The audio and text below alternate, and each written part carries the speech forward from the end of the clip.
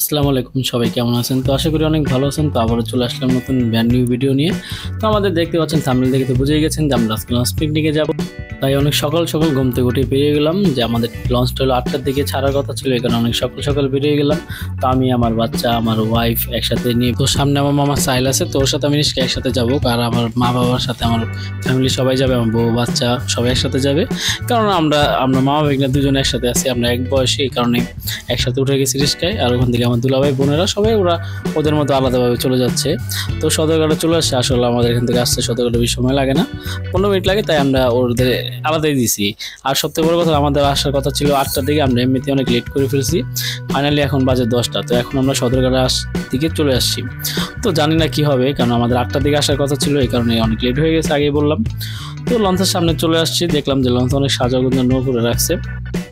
তো টিকিটের ভাইয়ারা টিকিট দিতে বললো, তো আমি আমার মামাকে বললাম যে টিকিট দেবে, এই ফাঁকে আমি লঞ্চটা একটু ভিডিও করে নিলাম, আপনাদের দেখাই লঞ্চটাকে। দেখুন লঞ্চটা খুব সুন্দর। তো টিকিট দেওয়া শেষ ফাইনালি, তো একজন গুনে গুনে ভিতরে ঢুকছে।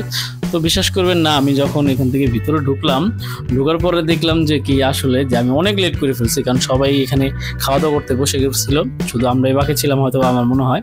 তো আমার ফ্যামিলি যারা ছিল, বোন বা ভাই বোন যারা ছিল, সবাই খাওয়া দাওয়া করতে বসে পড়লাম, সবাই বসে গেছে এখানে খাইতে। তো আমি ফাইনালি চিন্তা করলাম যে না, আমি এখন খাবো না, আগে আমি লঞ্চটা ঘুরি। তো লঞ্চটা ঘুরতে গেছি, দেখলাম অনেক জায়গাতেই বলতেছে যে ওনারা লঞ্চে নাকি ভিডিও করতে দিবেন না। তো কী কারণে দিল না আমি বুঝতে পারলাম না, তো যার কারণে আমি ছাদে চলে আসছি।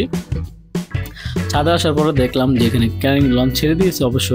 তো এটা কেরানীগঞ্জের এই পার, এটা হলো এই পারে কেরানীগঞ্জ, এই পারে বলে সদরঘাট। তো সদরঘাট থেকে আমি ভিডিওটা আপনাদের দিয়েছি। আসলে আমি বুঝতে পারলাম না যে ওনারা কেন আমাকে ভিডিও করতে দিল না।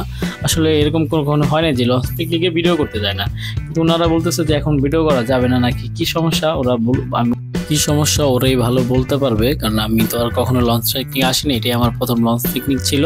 তো প্রথমবার এসে দেখলাম যে এখানে ভিডিও করতে দেয় না। তো কী কারণে দেয় না আমি আর জিজ্ঞাসা করিনি, যেহেতু প্রথমবার ছিলাম, আমার সাথে আমার ফ্যামিলি ছিল, যা ঝামেলা হতেই পারো। আর ওখানে লঞ্চে অনেক বকেটি ছেলেরাও ছিল, আমি যতটুকু দেখছি।